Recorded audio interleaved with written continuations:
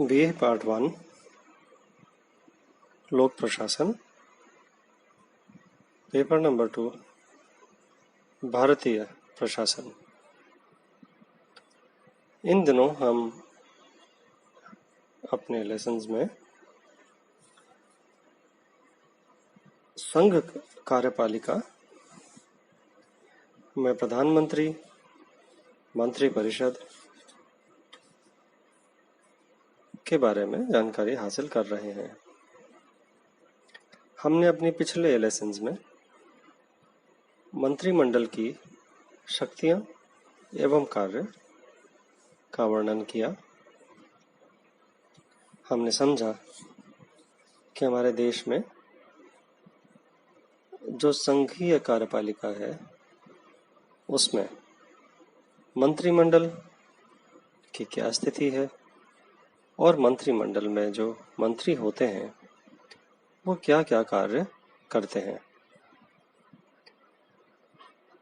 हमने पाया कि मंत्रिमंडल ही हमारे प्रशासन का ध्रुव है। वहां से सारी शक्तियां प्रशासन को मिलती हैं, वहीं से सारे निर्देश मिलते हैं, वहीं से नीतियां निर्माण होता है, वहीं समन्वय होता है विभिन्न मंत्रालयों और विभागों में। वित्त के मामले भी वहीं पे नियोजित किए जाते हैं। फॉरेन अफेयर्स और अपॉइंटमेंट्स, हमारे देश के वरिष्ठ पदाधिकारी, उनका अपॉइंटमेंट, उनकी नियुक्तियां भी वहीं से होती हैं।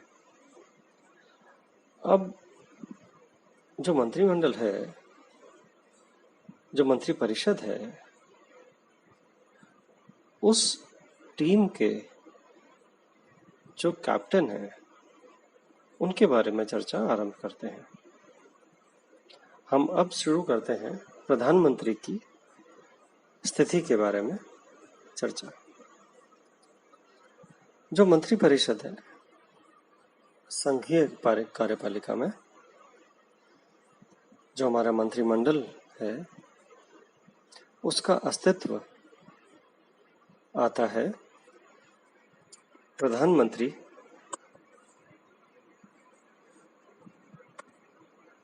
के नियुक्त होने के बाद। प्रधानमंत्री ही हैं जो अपने मंत्रिपरिषद की नियुक्ति करवाते हैं। राष्ट्रपति को वो नाम सुझाते हैं कि ये मेरे मंत्रिपरिषद के सदस्य होंगे और उनमें कार्य विभाजन करते हैं।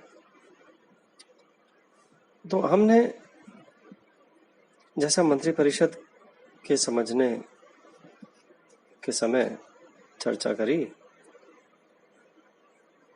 कि प्रधानमंत्री ही हैं वो जो इन सारे कार्यों को दिशा दे रहे हैं। हमारे देश के अंदर जो कार्यपालिका है वो व्यवस्थापिका के प्रति उत्तरदायी होने से हम ये कह सकते हैं कि व्यवस्थापिका कार्यपालिका को नियंत्रित करती है। लेकिन वास्तव में यह बात जो प्रैक्टिकल हम ऑब्जर्व करते हैं वह यह है कि हमारी कार्यपालिका के जो अध्यक्ष हैं, प्रधानमंत्री, जो वास्तविक अध्यक्ष हैं, उनके पास लोकसभा में बहुमत होता है। इस बहुमत के आधार पे जो शक्ति उनके पास रहती है वह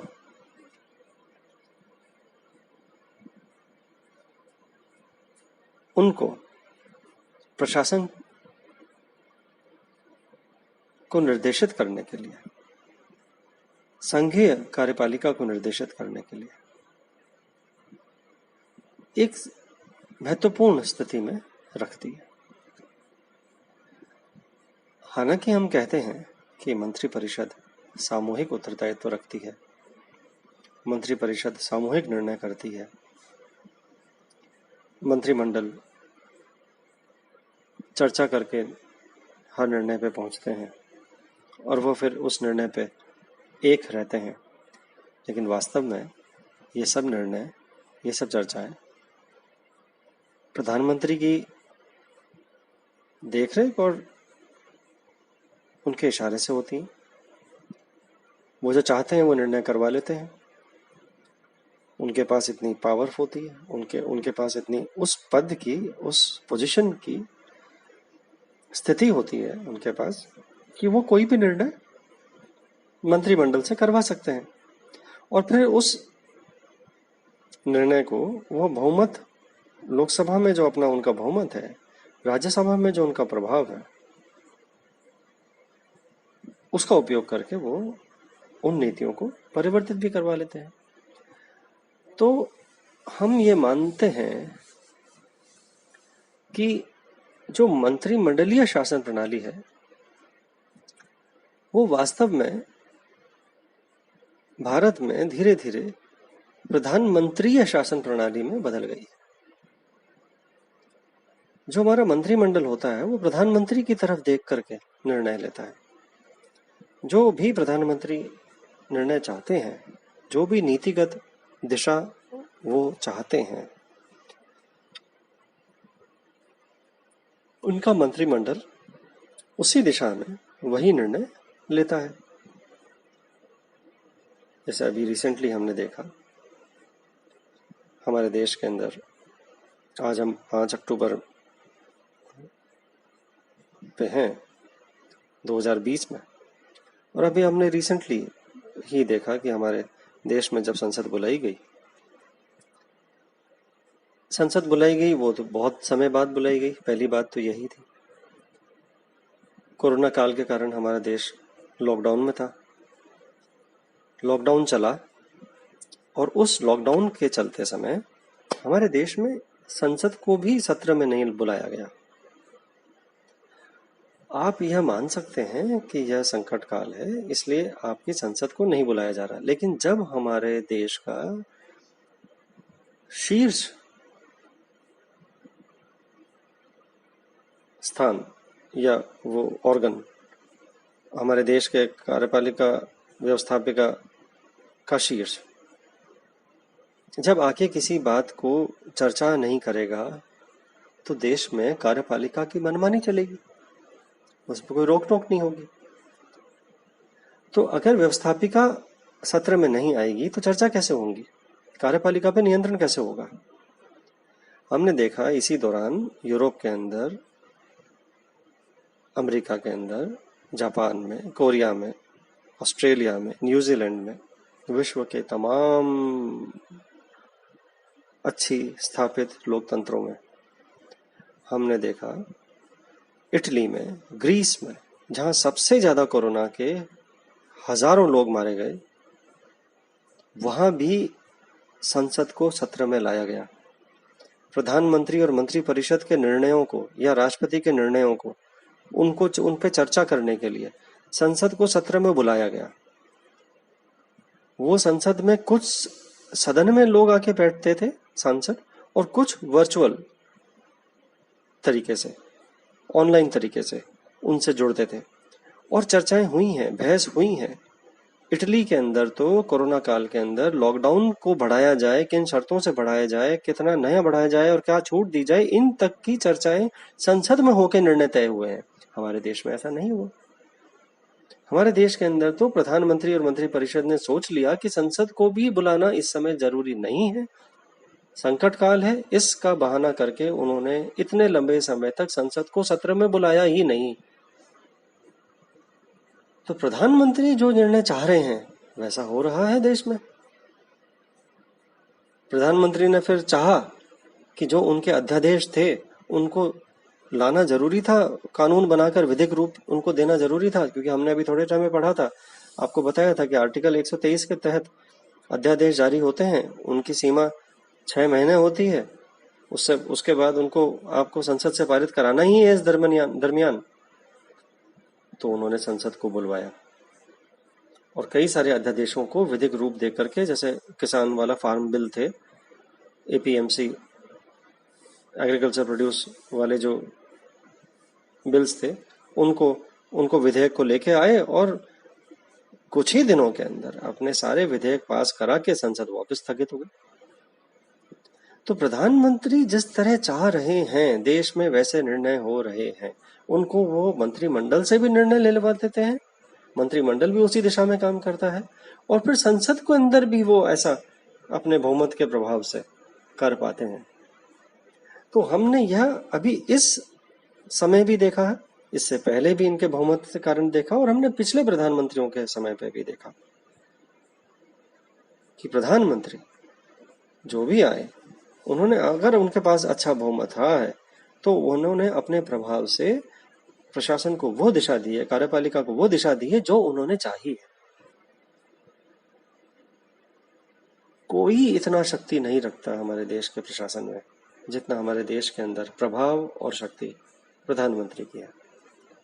तो इसलिए यह कहना अतिशोक्ति नहीं होगा कि धीरे धीरे हमारी जो संसदीय शासन प्रणाली है वो बदल कर प्रधानमंत्रीय शासन प्रणाली की तरफ चल रही है।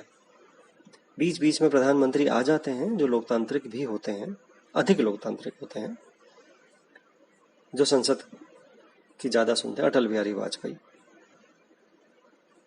जो संसद में हर चीज की चर्चा करते हैं, संसद की बातों को सुनते हैं, मानते भी हैं।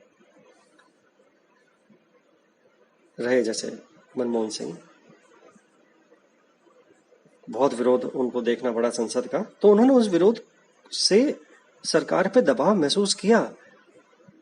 कुछ प्रधानमंत्री आए जिन्होंने कभी भी संसद को ज्यादा नहीं माना, उसकी अवहेलना भी की, उनको उनके ऊपर अपने निर्णयों को चला दिया। तो हम देख रहे हैं धीरे धीरे हमारे देश के अंदर प्रधानमंत्री शासन प्रणाली की तरफ हमारा देश अग्रसर हो रहा है। और यह जो है वह इसलिए भी हो रहा है कि जो सारी राजनीतिक व्यवस्था है उससे प्रधानमंत्री का अत्यधिक महत्व है। वो अपनी पार्टी के बहुत बड़ा नेता होता है। हालांकि ये बात हम मनमोहन सिंह के लिए नहीं कह सकते थे कि वो कांग्रेस के अंदर बहुत बड़े नेता थे, लेकिन उनके पास कांग्रेस के सबसे बड़े नेता का समर्थन था, श्रीमती सोनिया गांधी का। तो वह उन समर्थन होने के कारण वह एक प्रभावशाली पोजीशन हो जाती है उनकी राजनीतिक व्यवस्था में। अटल बिहारी वाजपेयी थे प्रधानमंत्री, उनकी राजनीति उनकी भारतीय जनता पार्टी के अंदर जो स्थिति थी वो बहुत ऊंची थी, बहुत पावरफुल स्थिति थी उनकी पोजीशन को चैलेंज नहीं था। लाल कृष्ण आडवाणी और अटल बिहारी वाजपेयी की पोजीशन को भाजपा में कोई चैलेंज नहीं था। हाँ, उनके काल के उपरांत व्यवस्थाएं बदल गई भाजपा में।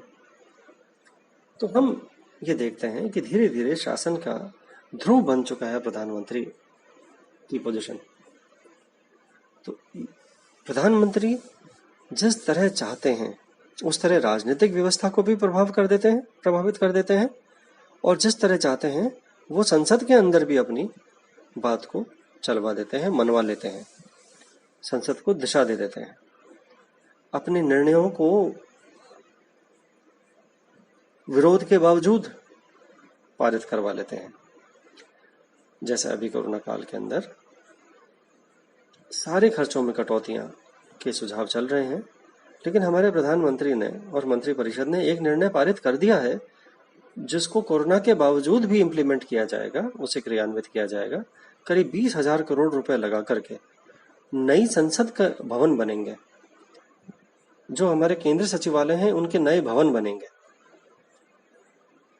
कई विरोध हुए इसके कि भाई इस कोरोना काल के समय जब हम देश और भारी संकट के समय गुजर रहा है तो ये निर्णय हम पोस्टपोन कर दें, इनको बाद के लिए छोड़ दें, लेकिन इन्होंने नहीं माना अभी, और उसको अभी ये क्रियान्वित कराने के लिए आगे चल चुके हैं किसी की नहीं मानते हुए। तो हम ये महसूस करते हैं कि प्रधानमंत्री की जो सिचुएशन होती है वो इतनी पावरफुल होती है कि वह विरोधियों के विरोध के बावजूद, विपक्षियों के विरोध के बावजूद, बहुमत होने के आधार पे संसद के अंदर भी अपनी बात मनवा लेते हैं। मंत्रिमंडल तो उनके इशारों पे ही चलता है, तो शासन की राजनीतिक व्यवस्था और शासन का सारा माहौल सब उनके इशारों पे चलने के कारण हम ये मानते हैं कि प्रधानमंत्री हमारे पूरे प्रशासन का, केंद्रीय संघीय कार्यपालिका का ध्रुव होता है और वही सब स्रोत होता है सारे निर्णयों का, सारी फिलॉसफी का, सारी आइडियोलॉजी का, जो हमारे देश के प्रशासन को, केंद्रीय प्रशासन को चला रही होती है। अगली चर्चा के अंदर हम ये बात को आगे चलाएंगे कि इस सब पे क्या शक्तियों, जो शक्तियां हैं प्रधानमंत्री, इस पे क्या नियंत्रण मौजूद है, इनकी चर्चा हम अगले लेसन में करेंगे। धन्यवाद।